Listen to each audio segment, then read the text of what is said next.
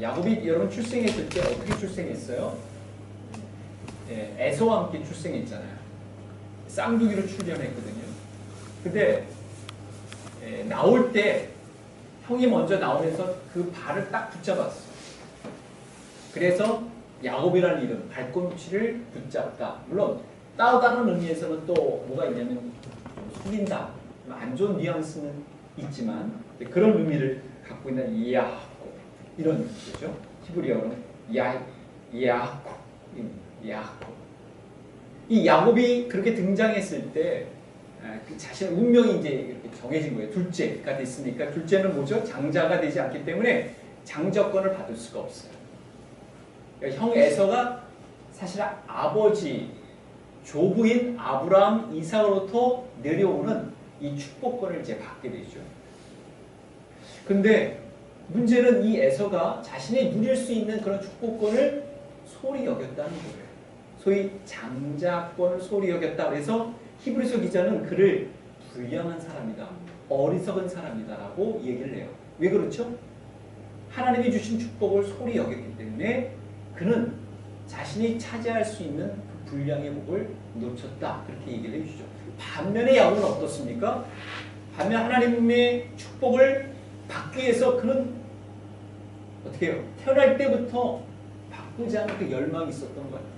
아니나 다를까 이제 때가 무른 거예요. 어떻게 때가 무르냐면 이제 이삭이 이 생을 접어야 될 시점이 가까이 올 쯤에 그 아버지 이삭이 에서와 야곱에게 뭘 얘기하냐면 내가 이들을 향해서 축복을 해줘야 되겠다. 근데 우선적인 축복권이 누구에게 있어요?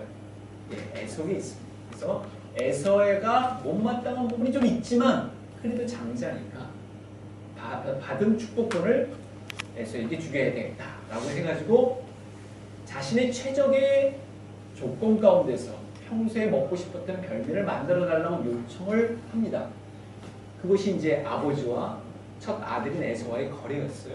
그래서 이제 에서는 그 별미를 만들어서 이제 바치려고 하는데 에서가 늘 좋아하는 게 사냥 같은 걸 좋아하거든요. 들판을 회등단하면서 돌아다니는 걸 좋아하는데 아버지가 정말 그 축복을 내려주는 그 순간에 그 자리에 있지 못하는 일을 여러분 잘 아실 것입니다. 근데 그런 플롯을, 그런 계획을 누가 알아차리죠?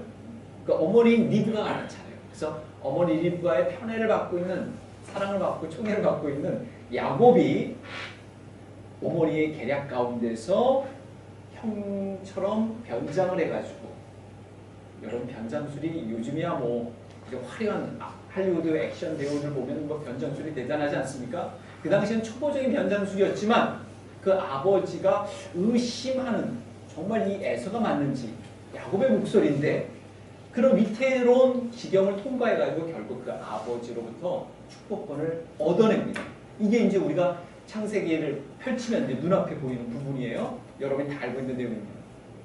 근데 그것이 결국 어떻게 됩니까? 얼마 안 지나지 않아서 장자인 에서가 들어와서 일이 발칵이 됩니다. 완전히 뭐 혼미백산이 되는 것이죠. 그래서 아버지여 저에게도 그 축복권을 주옵소서라고 하지만 이미 물거품이 돼서 그 축복권을 다시금 줄 수는 없는 것이죠. 근데 여러분 흥미로운 것은 마다들은 히브리어로 베코라고 복은 뭐죠? 베라카예요. 베코라, 베라카. 이게 굉장히 언어적인 위의가 있는 것이죠. 마다들에게는 특별히 구약 성경에서 그렇습니다. 오늘날에 그렇다는 의미는 아니에요.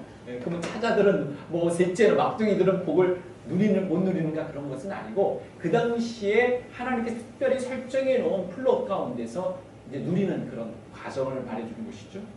그래서 이 분기탱천해 가지고요 에서가 살의를 갖게 됩니다. 뭐죠? 그 동생인 야곱을 죽이려고 해요.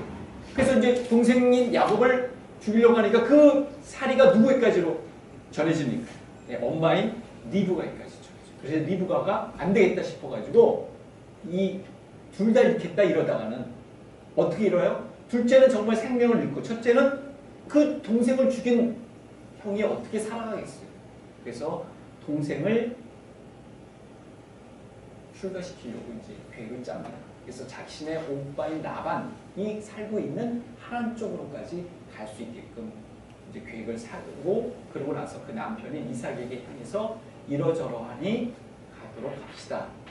근데 그 근거를 어떻게 잡았냐면 첫째 아들 에서가 40살 때 결혼을 하거든요. 아버지 이삭과 마찬가지로. 마흔이면 조금 늦은 편인가요?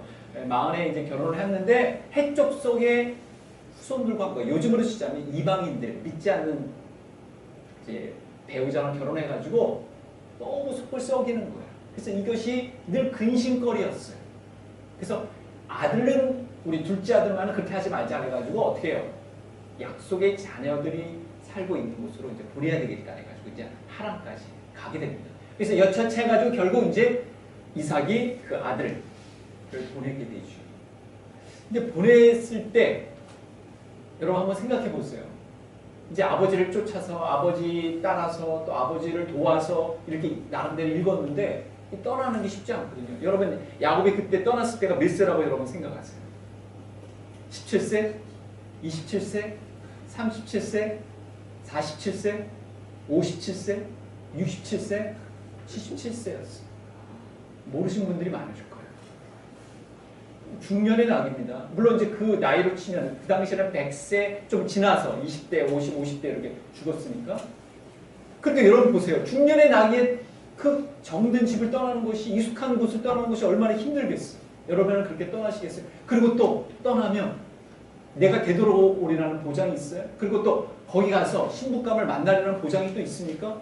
애석하게도 보내주었던 리브가 어머니는요 다시금 야곱과 회오를 하지 못합니다. 그리고 하란까지 거리가 어느 정도예요? 여러분 900km예요. 서울 부산 왔다 갔다 하는 거예요. 요즘에 KT가 있으면 고속버스가 있어요. 우편물이 있습니다. 이메일이 있습니다. 소식도 전할 수가 있어요. 그럴 수가 있나요?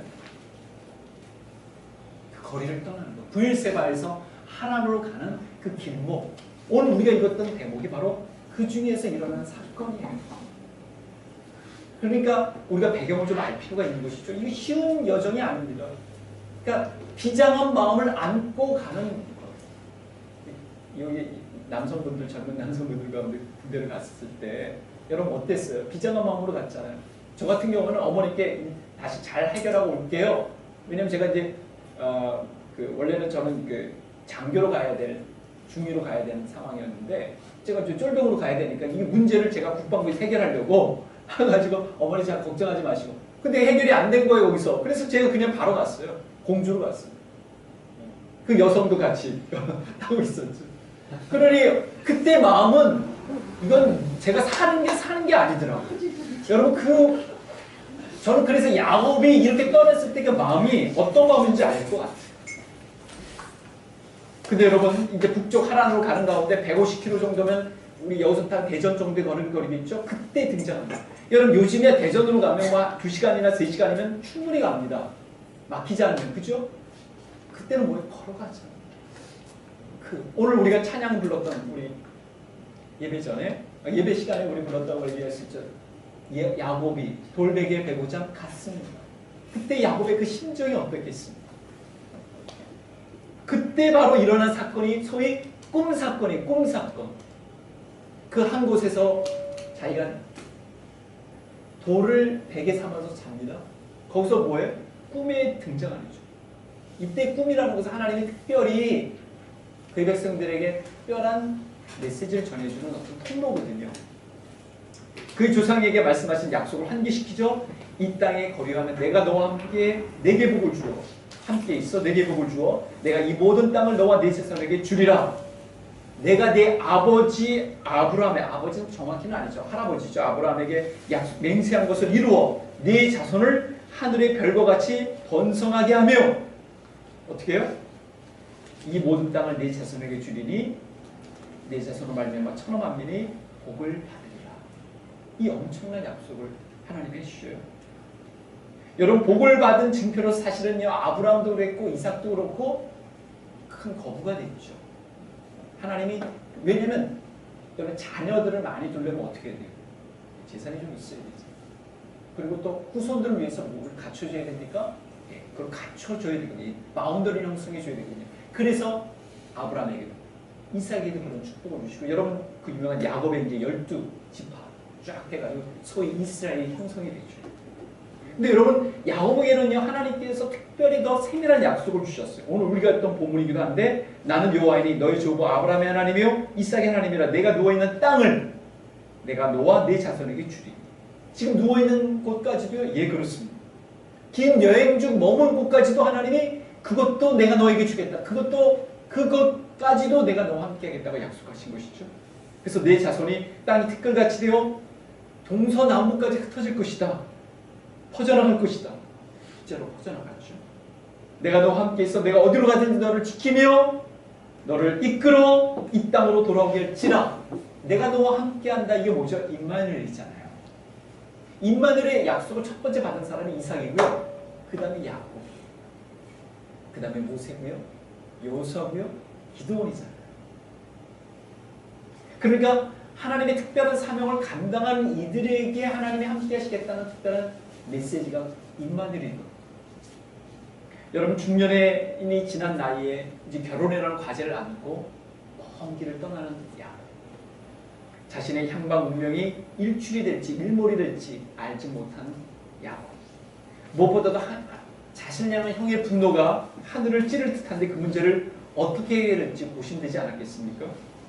혹시나 이 여정 중 아버지가 생을 마치시거나 어머니가 숨을 거두시면 어떻게 할까? 내가 그곳에서 좋은 처자를 만나서 정말 이곳까지 다시 되돌아올 수는 있을까? 여러 가지 범민들이 생겨났을 것입니다. 그때 주님께서 야곱이 누워있는 곳으로 등장하신 거예요. 여러분 천사가 등장합니다. 여러분 천사가 등장하는데 뭐예요? 천사가? 하프를 차고 있었나요? 치고 있었는데 그렇지 않고 사닥다리가 놓여져 있는데 거기서 위로 오르락 내리락 하고 있는 거예요. 천사들이. 여러분 이것은 무슨 의미가 있어요? 그 당시에 야곱은 이해를 못했을 거예요. 그러나 우리는 이해를 합니다. 올라갔다는 것은 뭐예요? 백성들의 필요를 가지고 주님 앞에 올라가는 거예요. 하나님의 선택받은 백성들이 현재 어떤 어려움이 처하고 있는지 그 보고를 리포팅하기 위해서 올라가는 거예요. 내려왔다는 것은 뭐예요? 하나님의 지원과 보고를 가지고 내려오는 거예요. 그것이 바로 천사들이 오르라 내리라 하는 장면인데 그 위에서 하나님께서 말씀하십니다. 뭐라고 말씀하시죠? 내가 너와 함께 있어. 너가 어디로 가든지 내가 너와 함께 한다. 임마누엘의 약속을 꼭대기 위에서 하나님께서 말씀하신 것을 야곱이요 꿈이지만 생생한 그 현실감으로 받아들여요. 여러분 굿모닝 교회도 10월 말부터 12월까지 정말 줄기차게 보냈죠. 하루하루는 정말 롤러코스터 같은. 하나님 도우심이 없었다면 우리가 여기서 이렇게 예배를 드릴 수 있었을까? 여러분들 가운데서도 자주 오셔서 이 광경을 보신 분들도 있겠지만 그래서 이 예배당에 오면 감격스러워요. 여러분 어떠세요? 저는 참 감격스러워요. 이제 여기서 우리가 흘리는 이제 눈물들이 차곡차곡 쌓아지는 곳이겠죠. 또 여기들의 격하게 쌓이는 우리 헌신들의 밑밥이 돼서 하시는 거죠. 이 공동체가 아름답게 세워질 것이고. 그래서 여러분 이곳에 드리는 예배가 너무 감격스러워요. 이곳에서 드리는 예배. 물론 우리와 합류하지 못했던 분들에 대한 애틋한 마음도 있지만 또 함께 우리서 여기서 예배를 드렸을 때 하나님이 이곳을 보고 계시고 여러분 다 아시겠지만 이 규모는요 우리가 할 수 있는 규모가 아니에요. 그러니까 다른 분들이 다 놀래잖아요. 청년들이 거기에 다수의 근데 어떻게 이곳을 우리가 지금 하고 있는 거예요? 값비싼 대가를 치르고서 우리는 지금 여기서 모이고 있어요. 하나님 앞에 예배를 드리는 것이 얼마나 소중합니까? 저는 매일 이 예배를 소중하게 여겨요. 왜냐하면 하나님 기다리고 계시잖아요. 그래서 하나님 머무시는 곳 이곳에 임하소서. 여러분 꿈을 생생하게 기억한 후 야곱은 아침에 일찍 일어나 베개로 삼았던 돌을 어떻게 해요? 기둥을 세워요. 그게 무슨 뜻이에요? 하나님이 자기에게 찾아오셨다는 것을 알고 감사하는 마음으로 하나님이 이곳에서 말씀하셨고 이곳에서 임하셨다는 것을 이제 표시로서 세웁니다. 사람은 하나님을 만나면 하나님을 체험하면 변하게 돼 있어. 반응하게 돼 있는 거예요. 그래서 야곱도 돌기둥을 세웠는데 사실은 제단을 쌓아야만 했어요. 구약의 패턴에 따르잖아요. 그게 맞아요. 그 돌기둥은 사실은 편의적으로 되는 거거든요. 제단에 비하면. 그러니까 아직 하나님을 온전히 신뢰하지 못했어요. 그걸 어떻게 하냐면 그가 이렇게 얘기합니다. 하나님이 나와 함께 하셔서, 하나님은 내가 너와 함께 한다고 하는데 하나님이 나와 함께 하셔서 내가 가는 이 길에서 나를 지키시고 먹을 것과 입을 옷을 주시어 내가 평안히 아버지 집으로 돌아오게 하시오면 그때는 하나님이 내 하나님이 되고 내가 10분의 1을 하나님께 드리겠습니다. 이렇게 얘기를 해요. 여러분 이게 무슨 뜻입니까? 하나님을 알아가는데 조건적으로 알아가는 거예요. 주님이 저한테 이렇게 하면 저도 하겠습니다. 이게 딜을 하는 거예요. 여러분 하나님의 백성은 딜하는 게 아니에요. 하나님이 보호하시겠다 하면 하나님이 끝까지 보호하시는 거예요. 그게 언약인 거예요. 언약이라는 건 뭐냐면 생명을 담보해서 하겠다는 거예요. 그것이 뭐예요? 예수님을 내가 너에게 주었다. 내가 너를 살리려고. 그거잖아요. 근데 우리는 그거 가지고 거래를 할 수는 없는 것이죠. 하나님이 나를 보호하시고 나를 지원해 주시면 내게 기도를 응답해 주시면 제가 이렇게 하겠습니다. 이거는 맞지 않아요. 우리가 예를 들면 부모님과 거래를 할 때 저에게 이렇게 해주시면 제가 부모님으로 인정해 드리겠습니다.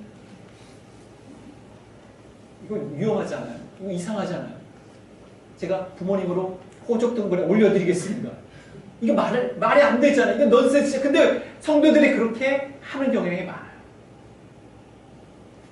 여러분 그래서 야곱은 그 체험 때문에 거기가 바로 하나님으로 향하는 하늘의 문이다 라고 얘기했고 그리고 바로 내가 있는 곳이 하나님이 임하시는 곳이다. 벳엘 하나님이 곧 하나님의 집이라고 명명했어요. 여러분 신자들이 있는 곳마다 하나님의 집입니다. 우리가 거룩하게 예배를 드린다면 그것은 베델이 되는 거예요. 여러분의 기도의 고방도 베델이 되는 것이고 여러분의 침실이나 여러분의 주방이나 또 여러분의 일터나 어느 곳이든 만나는 곳도 베델이 될 수가 있는 것이죠. 하나님을 만날 수 있는 곳. 천사들이 여러분들의 필요를 가지고 올라가고 또 천사들이 여러분의 필요를 하나님으로부터 받아서 내려오는 그 광경을 본다면 여러분 그래서 저는 오늘 이 예배 때 제가 매일마다 기도했어요. 하나님 주의 백성들이 하나님의 임재를 좀 체험하게 해달라고 하나님이 정말 이곳을 지켜보고 계시고 내려보고 계신다는 것을 깨닫게 해달라고 그렇게 기도했어요. 여러분 오늘날에도 베델이라는 베델 교회가 많아요. 해외도 있고 우리 국내에도 있어요. 왜냐하면 하나님의 집이라는 데 갖고 있기 때문에 야곱은 자신이 경험한 장소가 후에 이런 영향을 줄지 정말 생각을 했을까요?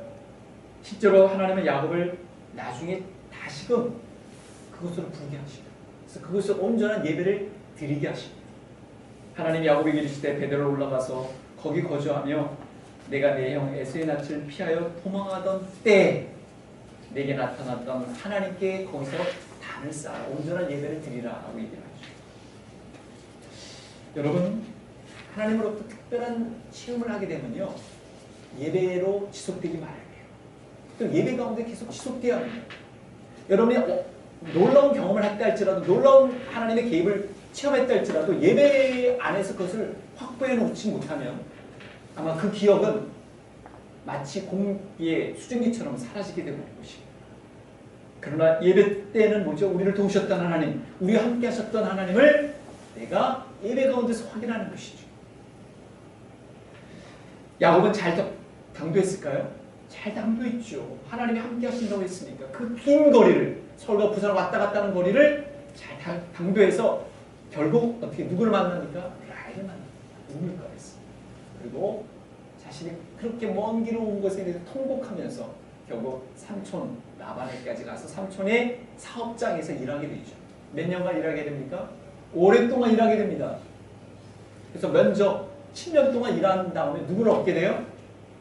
77세, 84세 때 레아와 라헬을 얻게 돼요. 라헬만 얻었으면 좋겠는데 레아가 첫 딸이기 때문에 첫 딸을 얻지 못하고 둘째 딸 줄 수 없다. 이런 조건 때문에 레아와 라헬까지 얻게 됩니다. 대단한 복을 얻었죠.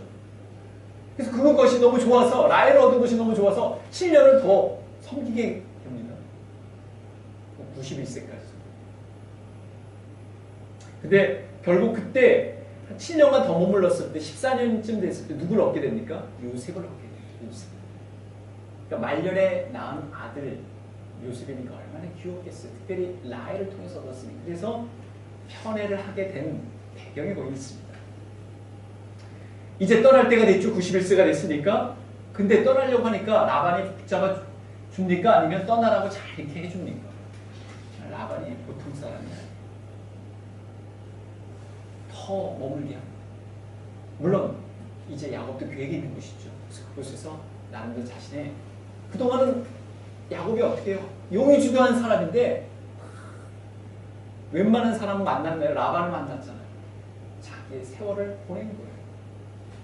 근데 그것이 훈련이었어요. 성품, 인격, 행동, 습관, 성실맹이 된 거예요. 성실.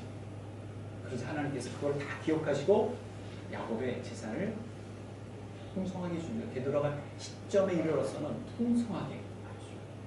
그래서 창세기 32장의 사건은요. 창세기 28장은 어떻게 해요? 이제 부엘세바에서 하란으로 가는 길. 그 다음에 이제는 그 처자들 레아, 라헬로부터 처자들을 안고서 어떻게 해요? 다시금 고향으로 되돌아오는 사건에서 또 등장하는 거예요.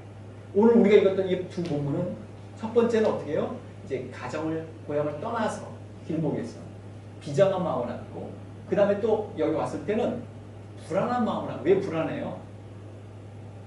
뒤에서 혹시라도 또 이 라반이 어떻게 쫓아올까 모르잖아요.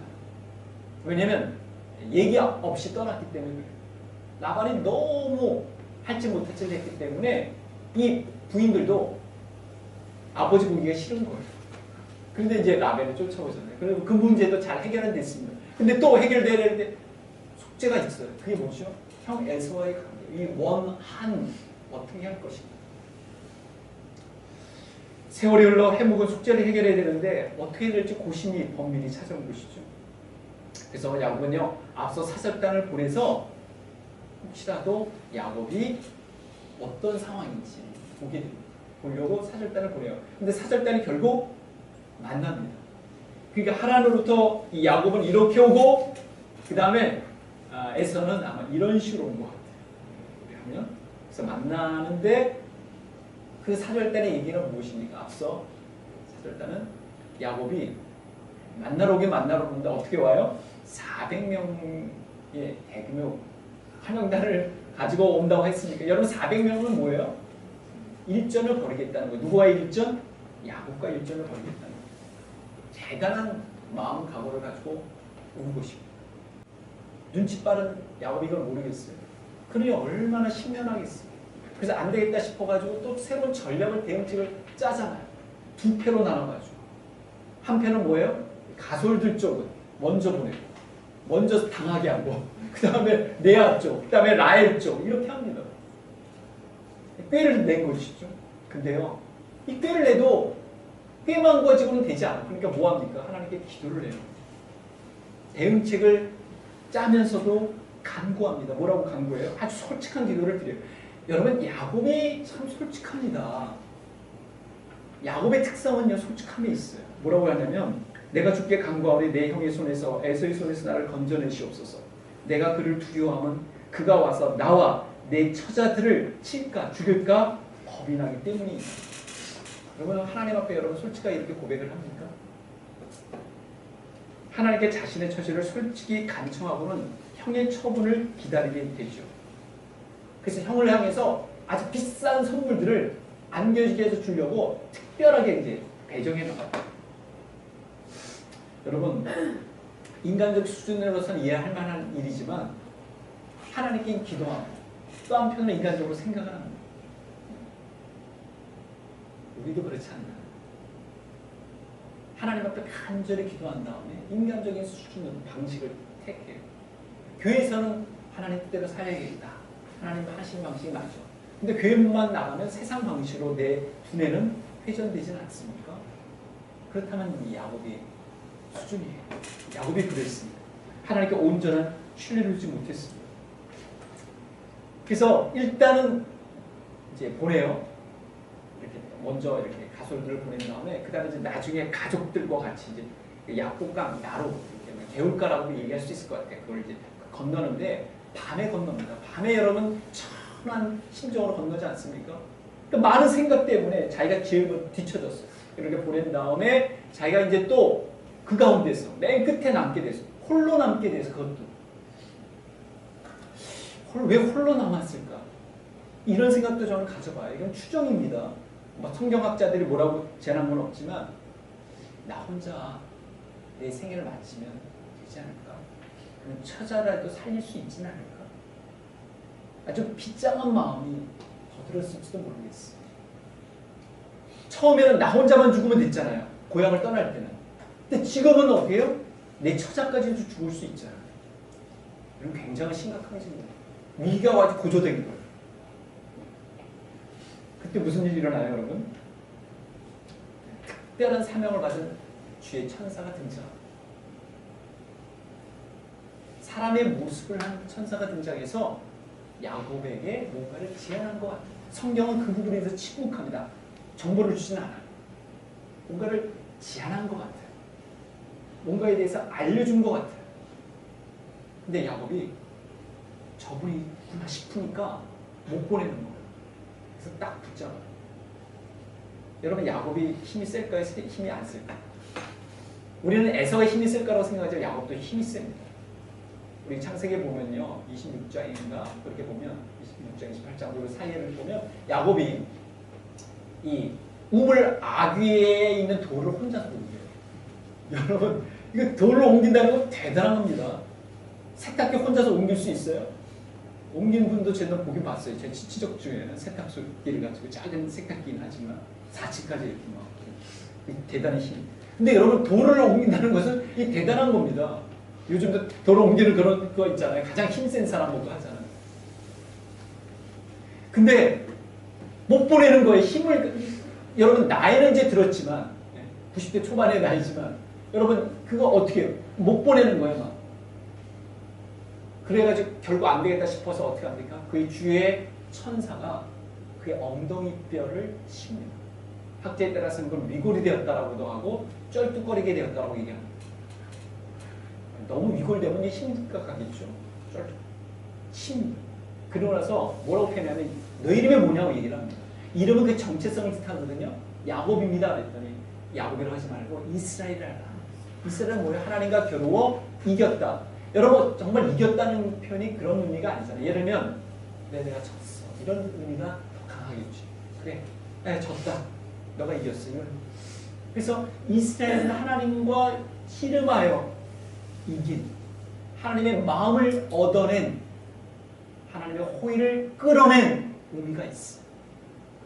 그래서 야곱 이후에 그의 백성들은 이스라엘로 부르죠. 근데 여러분 야곱이 하나님을 봤습니까? 근데 봤다고 얘기해요. 하나님과 대면했다고 얘기합니다. 하나님을 체험한 거예요. 결국 주의 천사와 대면했고 주의 천사와 씨름했지만 하나님이 보낸 사람이기 때문에 하나님과 대면했다. 하나님과 대면하면 죽잖아요. 하나님이 직접 등장하고 싶으셔도 등장하지 못하신 이유는 등장하면 죽기 때문에 그렇습니다. 그걸 알았던 야곱인 것 같아요. 그래서 하나님의 마음, 하나님의 의지, 하나님의 전가를 어떻게 해요? 받고서 어떻게 합니까? 네, 그대로 이건 하나님을 내가 배웠다. 네, 감기 때문에 감기 못살 때문이죠. 그래서 그렇게 보면 하나님 자신, 하나님 보낸 천사. 그래서 하나님 된 듯한 느낌을 가졌다고 하나님이 함께 하시는 체험을 하는 거예요. 소위 하나님 체험이에요.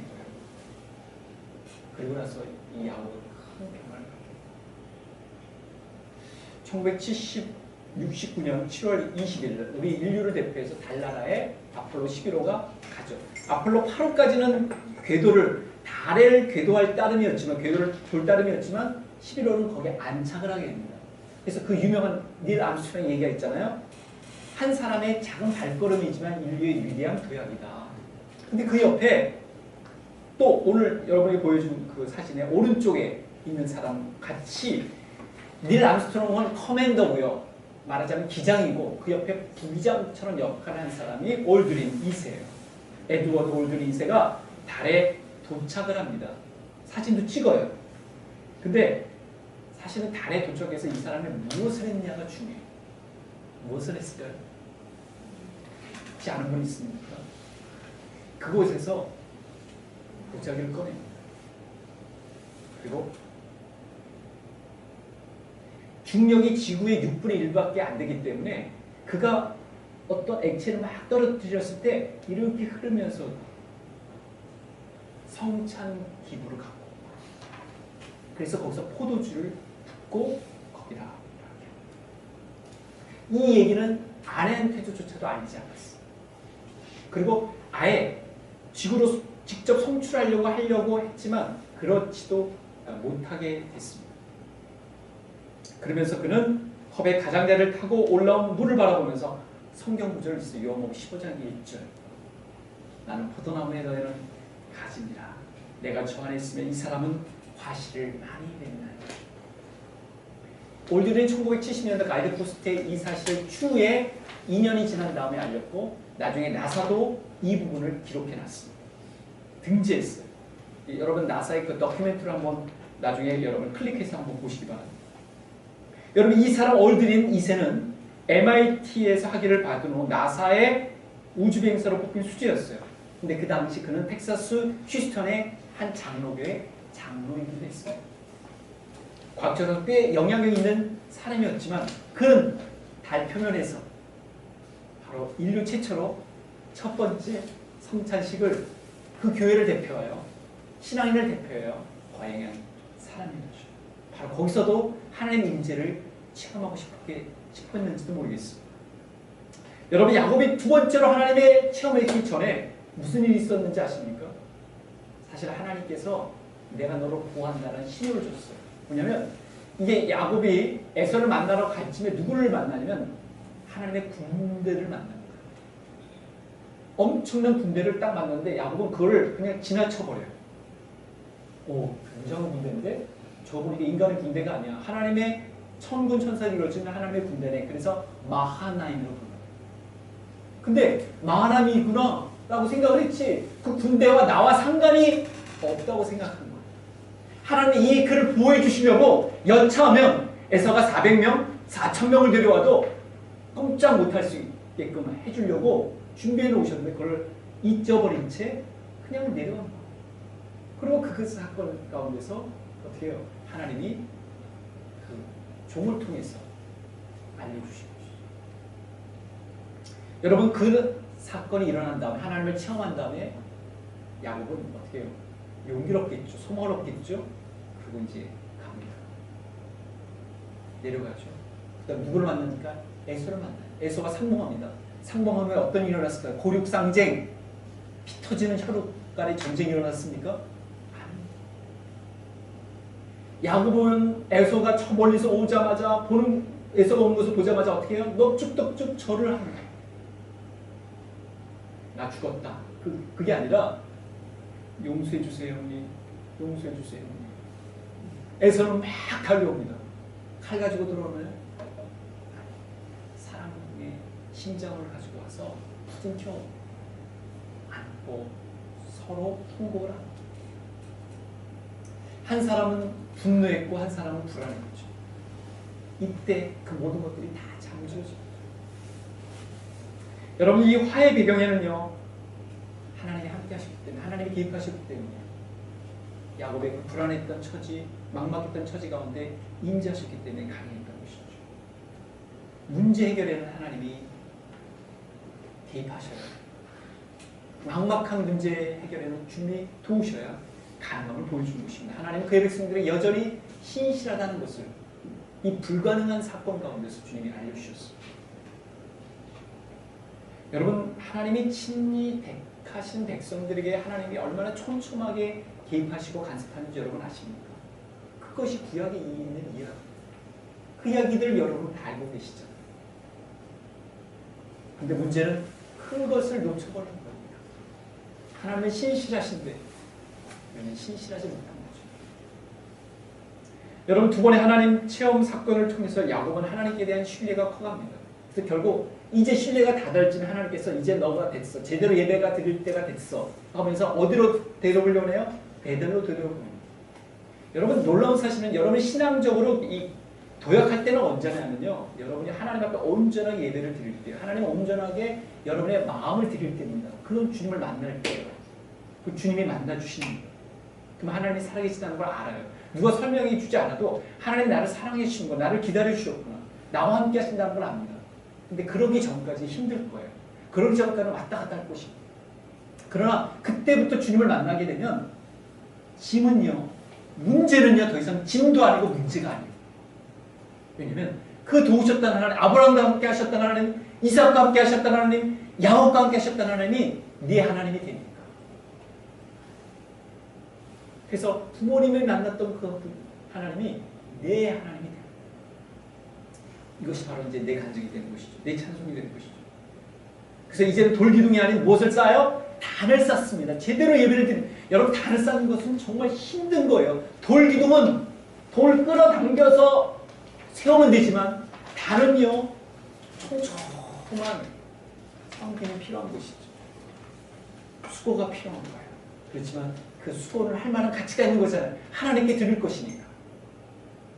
야곱이 이에 자기 집안 사람과 자기와 함께한 모든 자에게 이르되 너희 중에 있는 이방 신상을 버리고 신상들을 버리고, 여러분 가솔들에게까지도 이미 신상들, 이방 신들이 오염되어 있으니까 감염된 거니까 그걸 다 백신 맞게 하는, 버려라, 제거해라, 정결하게 하라, 너 유복을 바꿔 입으라 라고요. 우리가 일어나 베델로 올라가자. 내 환난 날에 내게 응답하시며 내가 가는 길에서 나와 함께 하신 하나님께 내가 거기서 제단을 쌓으려 하노라. 여러분, 제단을 쌓는다는 거, 예배를 온전히 드리겠다는 거. 누구와 함께요? 이제는 나와 함께 했던 가족들과. 여러분, 내가 변하면요, 내 가족들이 변하게 돼 있어요. 그럼 가족들이 요구하게 돼 있습니다. 성결한 가운데 주님을 만나야 된다.